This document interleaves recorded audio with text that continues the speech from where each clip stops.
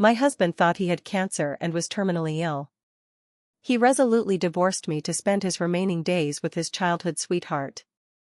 Not only did he recklessly spend all the assets he received in the divorce, but he also maxed out $5 million in online loans. Then the follow-up test results came out, and he was dumbfounded. When I received the call from the lab today, I asked 3 times in disbelief before confirming it was true. The test samples had been mixed up. Kevin's results were negative. He didn't have stomach cancer. I was overjoyed and rushed home from work in a cab to share the good news with him. "Honey, I have great news to tell," my voice abruptly cut off. The living room was packed with people: his parents, aunts, uncles, and his childhood sweetheart. Kevin, looking pale and haggard, solemnly took his childhood sweetheart's hand and said calmly, "Actually, I have something to tell you too. Una, let's get a divorce." I felt as if I'd fallen into an icy abyss. Instinctively, I hid the test report back into my bag and asked, "Why?" Kevin shook his head. "I don't have much time left. A dying man speaks only the truth. I might as well admit it. I never loved you. If it hadn't been for your parents' background, I would never have married you. Because of you, I lost the woman I truly love, Bella. Now that I'm dying, I don't want any more regrets. I've decided to spend whatever time I have left with Bella." Bella, his childhood sweetheart, almost got engaged to him once but ran off with a rich businessman the night before. Kevin was devastated during that time. I gently caught his every emotional breakdown, healed him, and helped him regain hope in life. On our wedding night, he held me tightly and swore he would love no one else but me for life. I had been ready to stay by his side through his final days, to fight for his life to the very end, only to find out all he needed was his childhood sweetheart. Fine, perhaps it's for the best. Though it was all a misunderstanding, it revealed the hypocrisy of the man beside me. My eyes burned, tears welled up, but I forced them back. It's not too late to cut my losses. I quickly pulled myself together and said coldly, "Fine, let's divorce. Kevin, just don't regret it." "Wait a minute," my father-in-law stood up and said. "Since you agreed to the divorce, let's discuss dividing the marital assets." "That's right," my mother-in-law chimed in. "Your house and money. My son deserves half." I stared in shock. "What money? And that house was paid in full by me. Why should I give you any of it? When Kevin and I got married, he couldn't even afford a home. I begged my parents to help buy it. Though his name was added, it was fully paid by my family. He lost his job 2 years ago and has been unemployed since, staying home all day, while I work at a hospital, earning over $100,000 a year. However, as I was solely supporting the household and raising our child, nearly all my money had been spent. How could there be any surplus left?" Kevin remained silent in the back, while my mother-in-law nearly spat in my face, shouting, "Don't fool me. Don't think I don't know your parents are rich. They gave you a dowry of 200,000 yuan.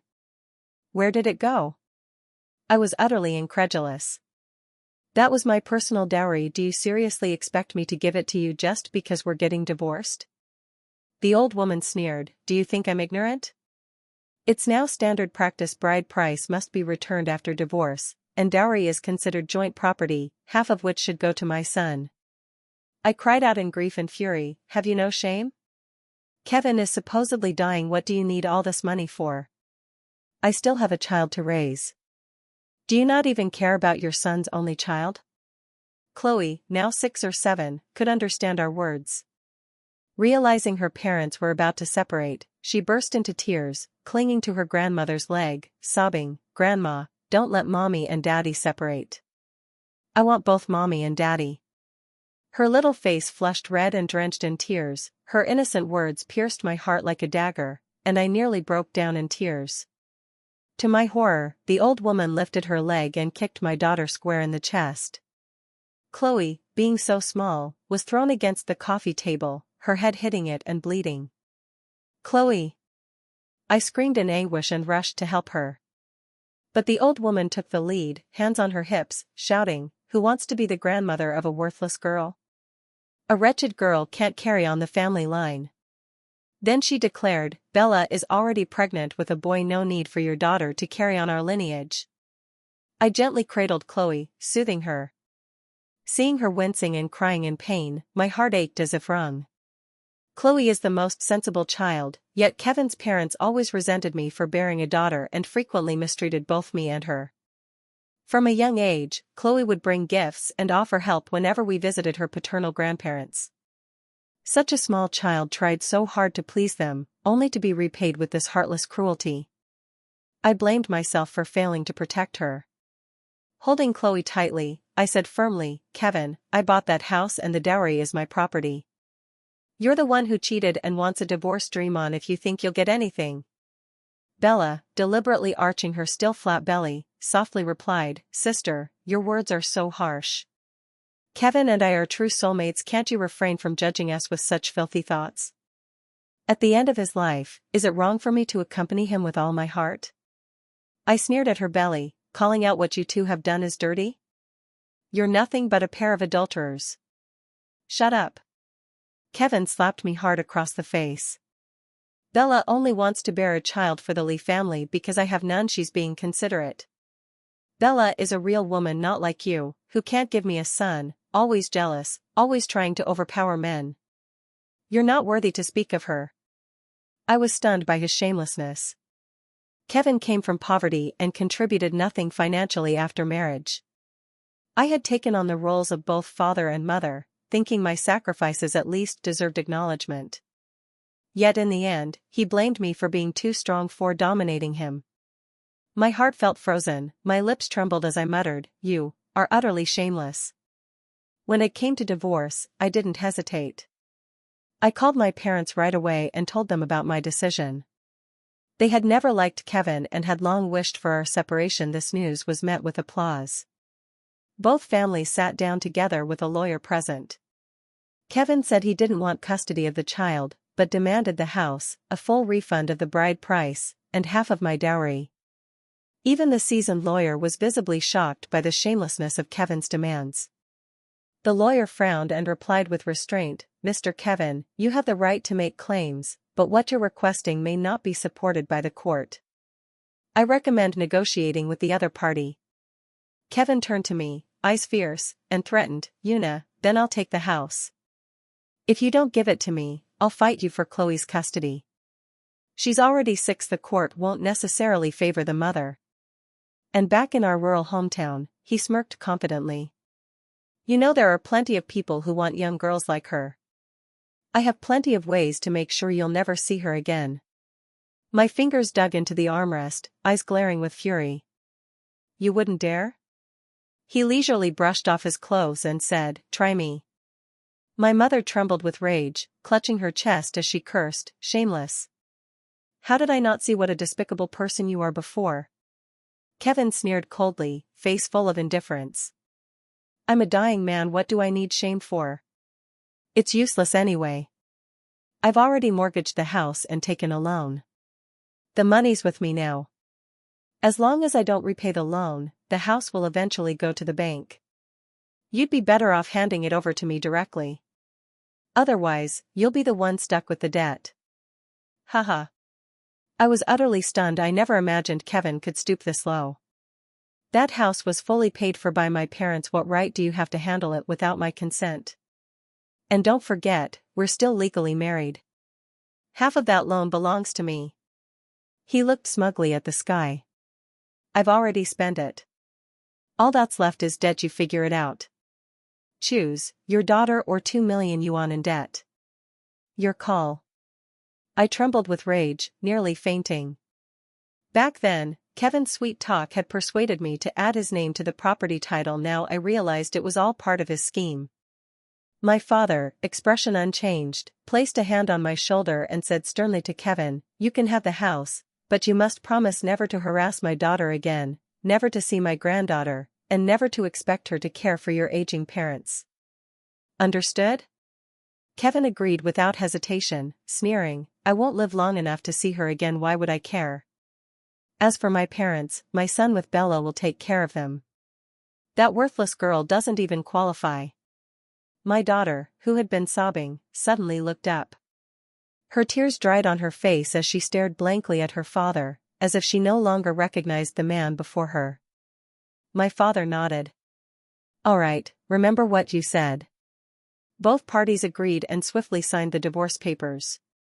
On the same day, I moved out with my daughter. Bella made a scene, ordering Kevin to move her things in while tossing mine out, mocking, I don't want anything used by that worthless girl and her equally worthless mother. It might taint the son I'm carrying. I'm carrying a baby boy, and he deserves only the best. He mustn't be contaminated by the presence of a useless girl. Kevin followed her like a shadow, grinning and agreeing to everything she said.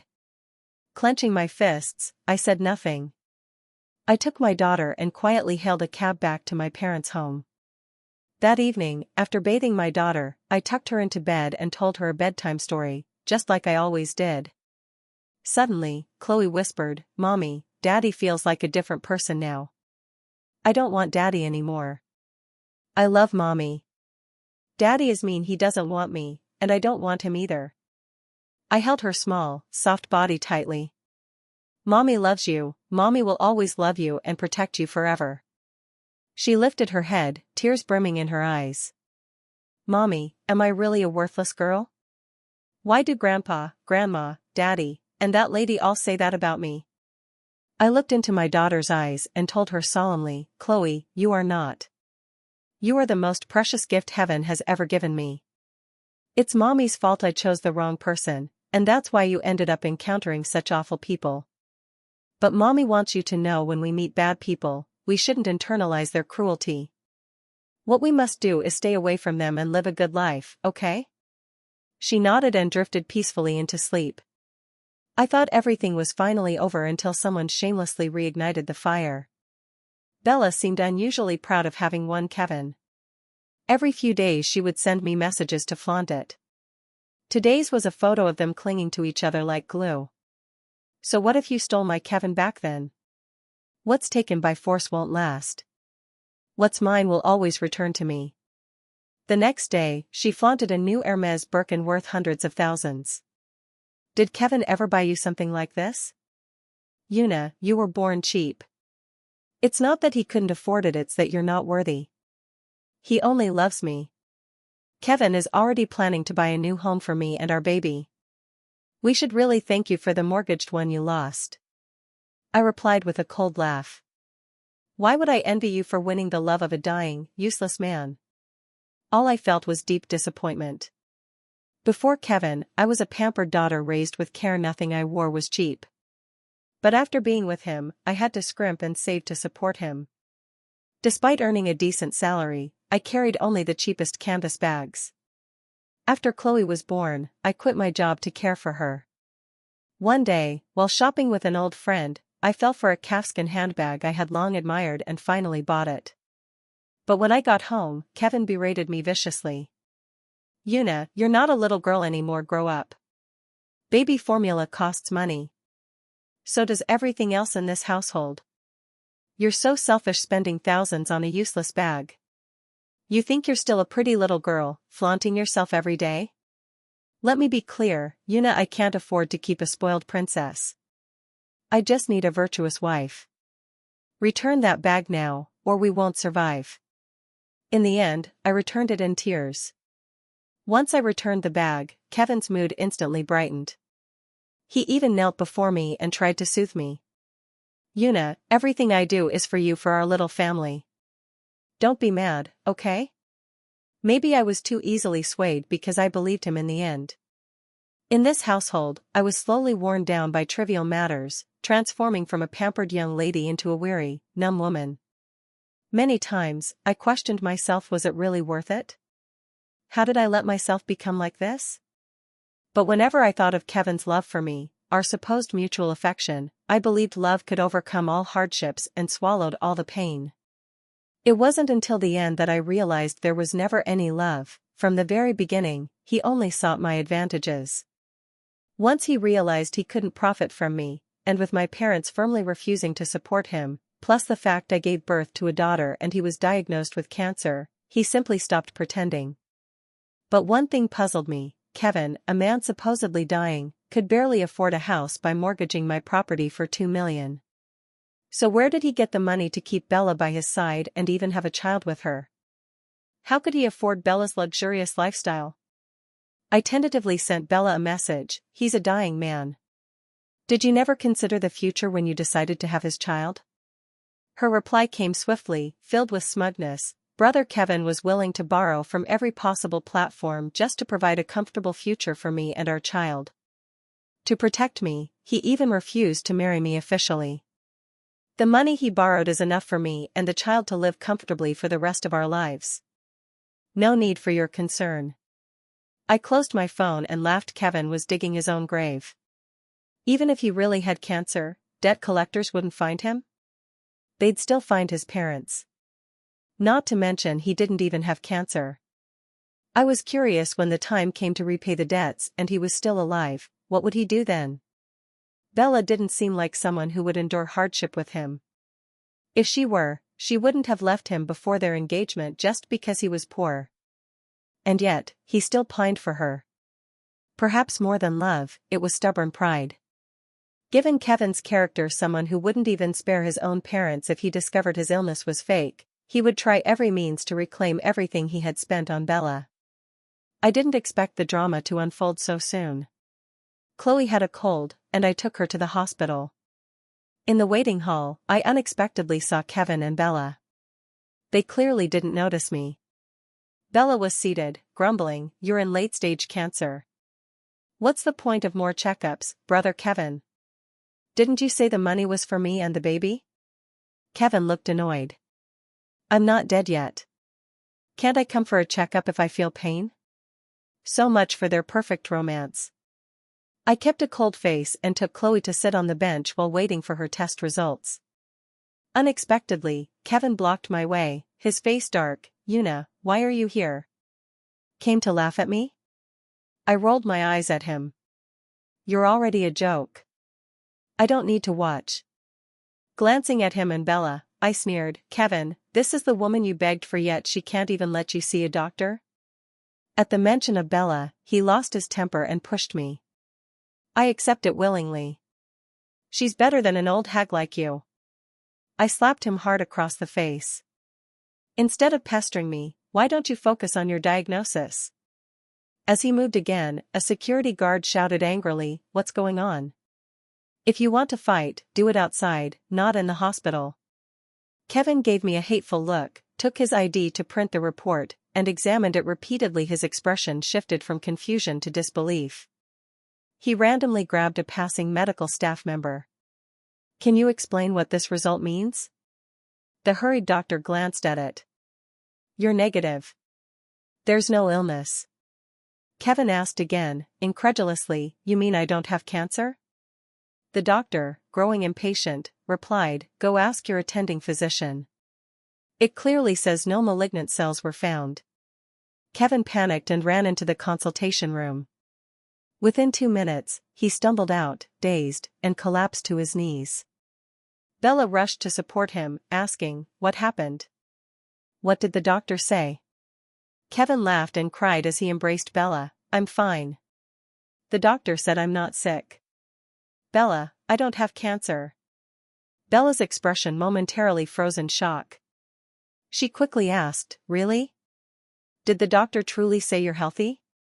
Kevin nodded vigorously, overwhelmed with joy. "Yes. That's wonderful, Bella. We can be together forever now." However, Bella showed little joy on her face.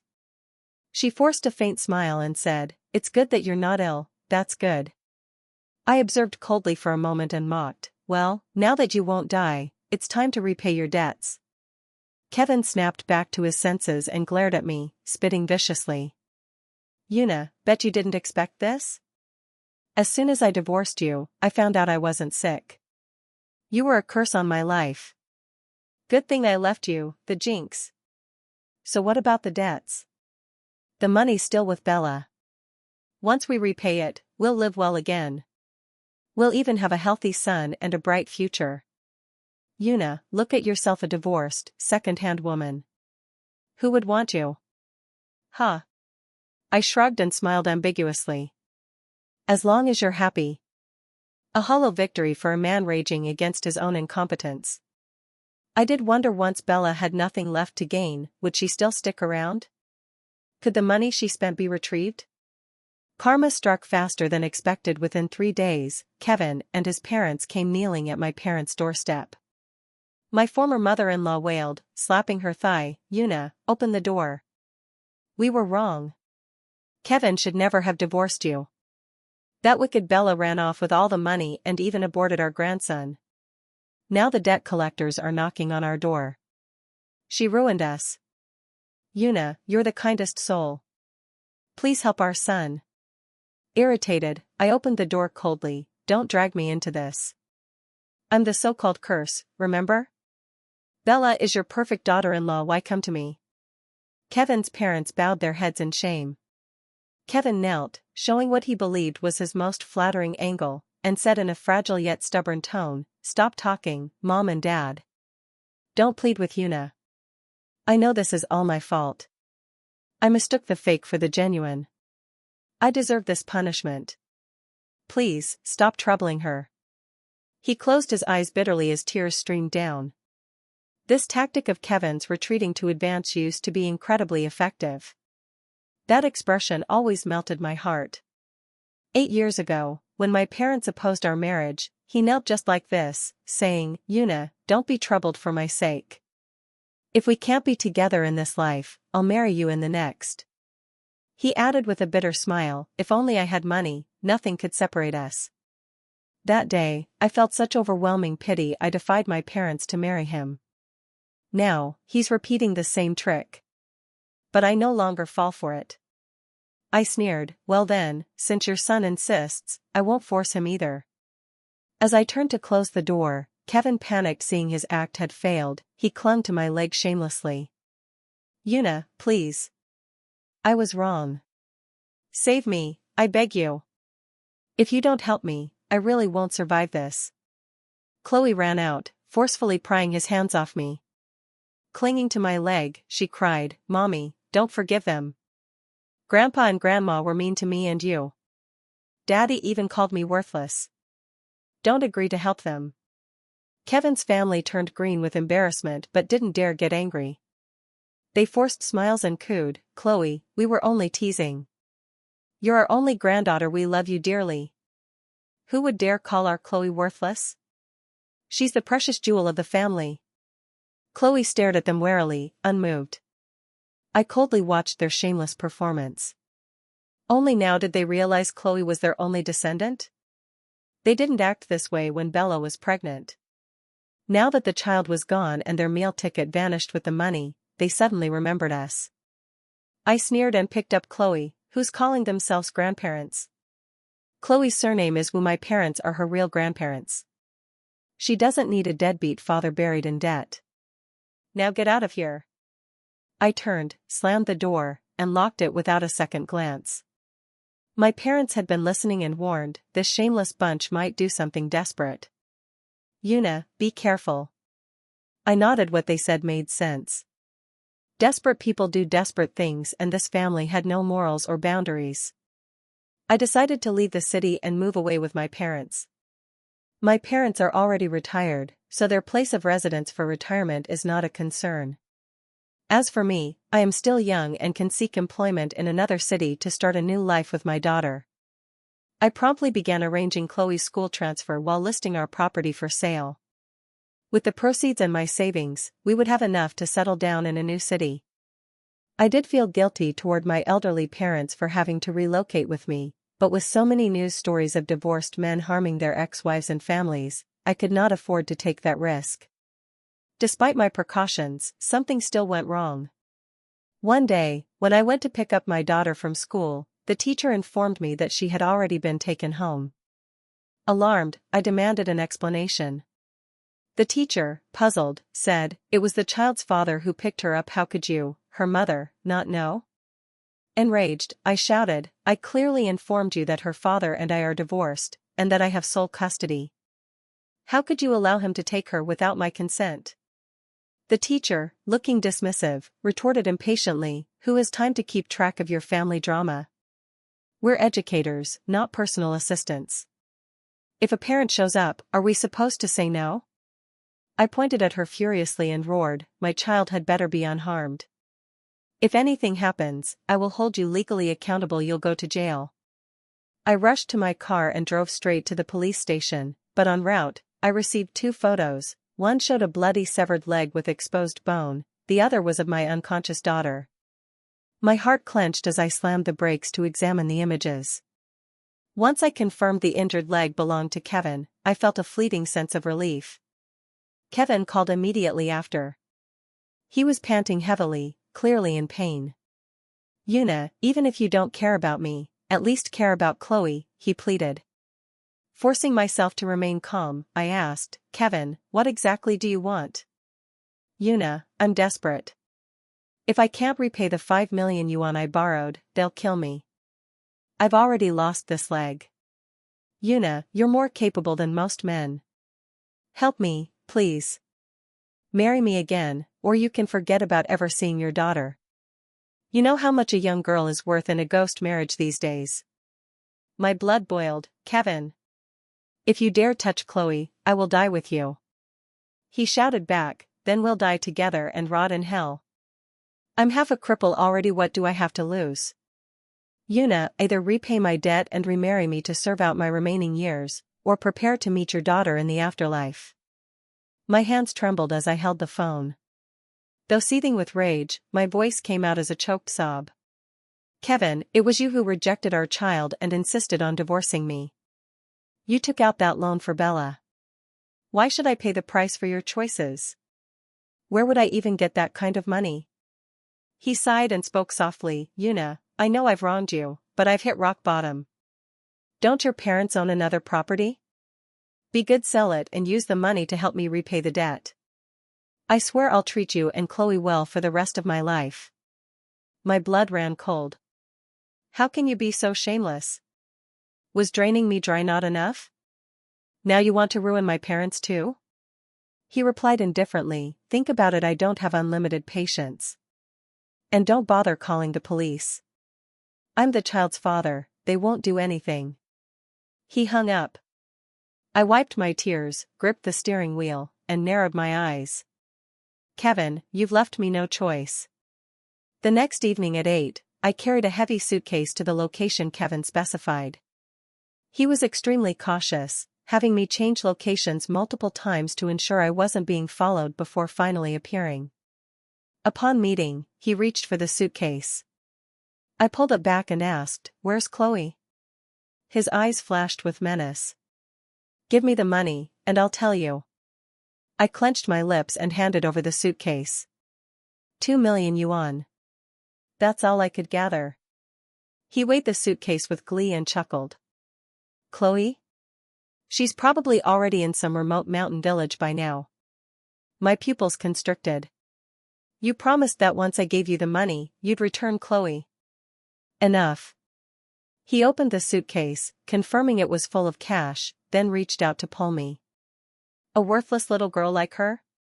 Selling her for 200,000 yuan is the best deal she'll ever get. Better than wasting money raising her. Come back and remarry me, have as many children as you wish.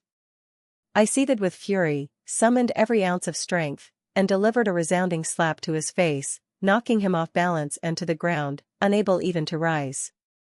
I stepped forward and pressed down on his broken leg, snarling, tell me, where is our daughter? His face contorted in pain. I don't know. My parents sold her, he wailed. Yuna, even if you kill me today, there's nothing I can do, think carefully. I stared at his repulsive, cowardly posture and said coldly, Kevin, you have grossly underestimated the lengths a mother will go for her child. I slowly reached into my backpack and withdrew an axe. The warehouse floodlight cast a cold gleam across the blade, reflecting in my bloodshot eyes and illuminating the terror on his face. Do you really think I won't disable your other leg? I raised the axe high and brought it down with brutal force. Okay, I'll talk. Chloe is still at our parents' home. They plan to sell her tomorrow. The axe halted just an inch above his leg. I sprang up and whispered into my earpiece, my daughter is at number 137, Huaxiong Village, Nansha Town. Rescue her immediately. Kevin realized I was bluffing and snarled, "You're deceiving me?" Expressionless, I produced a slender needle from my bag. "No bluff. I intend to use this on you." I should mention, my grandfather was once the region's most renowned traditional physician, and he taught me his acupuncture techniques without reservation. This set of golden needles was passed down to me by my grandfather. They are extremely precise, and the moment they are inserted, the wound immediately begins to heal, with surprisingly effective results. As the needle was inserted, Kevin immediately screamed in pain, cursing, "You bitch, poisonous woman." The second needle was inserted, and Kevin instantly stiffened like a bullfrog on a chef's chopping board, becoming still, his body only twitching. The third needle was inserted. Kevin's pupils instantly lost focus. Paralyzed on the ground, he began to crawl and twitch erratically, laughing and crying, his nose and mouth leaking fluids everywhere. This acupuncture technique temporarily stimulates the nerves, causing a momentary loss of control, but that's enough. Feeling slightly disgusted, I kicked him aside, grabbed his phone, found the debt collector's contact, and sent them a location pin. I left Kevin behind and drove off. Chloe was safely returned to me. I did not call the police, but instead paid for a security company to help. When they arrived, they found Chloe, a small girl, tied up in the woodshed, having been denied food and water for a whole day and night. Kevin's parents desperately tried to stop them, but they were violently overpowered by the bodyguards I hired. Chloe's dirty little face was filled with fear. The moment she saw me, she burst into tears. I hugged her tightly, unwilling to let go no matter what. A few days later, I saw the news about Kevin. He had died, and before his death, he had suffered great torment. His body was found and reported to the police. The forensic examination revealed that he had endured various forms of violence while alive, including but not limited to, being scalded with boiling water, beaten with fists and feet, stabbed, and mutilated in his genital area. In connection with the leg injury he had suffered some time earlier, the police quickly tracked down the group of debt collectors. During the interrogation, they insisted that Kevin had pretended to be mad and refused to repay the money, which led to a momentary loss of control, resulting in his death. The group was convicted and imprisoned. In a forgotten corner, I quietly arranged for my child to transfer schools and left the city with my parents, bidding farewell to the toxic people for good. I saw Bella again after 8 years. I was driving through the old district to visit a friend of my parents when a hunched woman suddenly ran out and lay down in front of my car. I slammed on the brakes, and she rolled on the ground, clutching her leg, arrogantly shouting with her face tilted upward, "You hit me, pay up, pay up." I got out of the Land Rover and took a closer look. It was Bella. Her face was still beautiful, but it was marked with the wear of time. One of her legs was broken, and her back was hunched. The people around were whispering, "This woman used to be a prostitute, and now she's old and unattractive, resorting to insurance fraud. Ah, she's an old actor, always out here looking for easy targets." Bella recognized me and her face immediately turned pale with shock. I remained calm and said, "Didn't you run away with a large sum of money back then? You should have been living comfortably, so why have you ended up like this?" Bella stared at me for a long time, unwilling to meet my eyes, and then suddenly forced a smile. "Sis, your car is so nice. Where are you making all this money now?" I smiled without saying anything and turned to leave. She quickly grabbed my pants leg, calling, "Hey, hey, I'll talk. Eunice sis, I'll tell you." I turned around and looked down at her from above. Bella sighed and gave a bitter smile. "When Kevin that bastard died, a group of debt collectors went to prison, but the rest are all after me now, chasing me down. At least I paid back the principal, but they weren't satisfied and demanded interest. I had no money, so there was nothing I could do. They dragged me into that business." She looked up and smiled ingratiatingly. "Sis, look, I've suffered my karma. Now that you're so wealthy, could you spare me a little? At least I helped you see through that man back then, otherwise you'd still be in the dark." I raised an eyebrow and pulled out a few $100 bills, letting them flutter down in front of her. She was ecstatic, quickly kneeling to pick them up.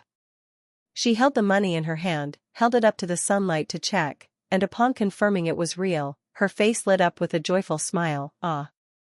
Thank you, sis." Then, she quickly got up, using her cane for support, limping to the roadside and stuffing the money into her tattered bag. I took a careful look at her and noticed the dark sores on her lower leg. They were signs of a sexually transmitted disease. Shaking my head, I got into the car and started it. Everyone has their own fate, respect and bless them.